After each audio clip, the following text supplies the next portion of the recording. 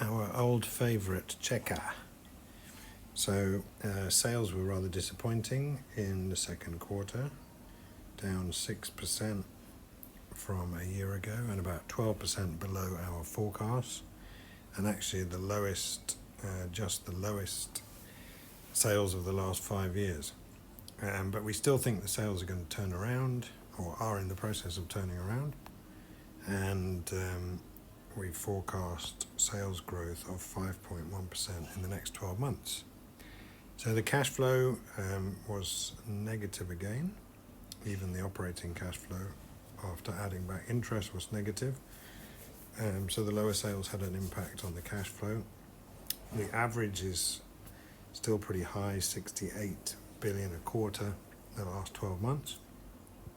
By our calculations though, it's going to be, even with our sales growth, a lower average 47 billion in the next 12 months.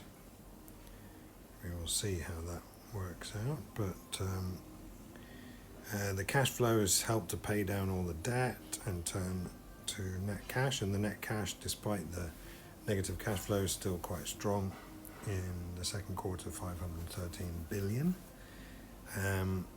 And with our cash flow forecast, which is 188 billion, and including a higher dividend of 100 billion, the net cash would still increase a little bit further.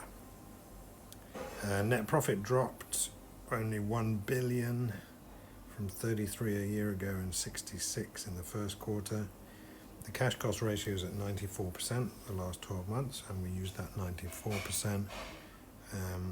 That gives us a quite almost similar, slightly higher 192 billion. So net profit quite similar with the cash flow.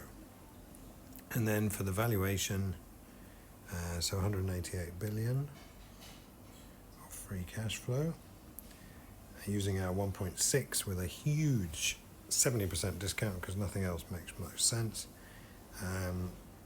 The clue is that our yield would be 11%, price to sales only 0.3, so this gives a much higher target price, 5,900. We shall see. Anyway, you can see how much capital Ceka has been paying out over the last few years, and that's where the value is.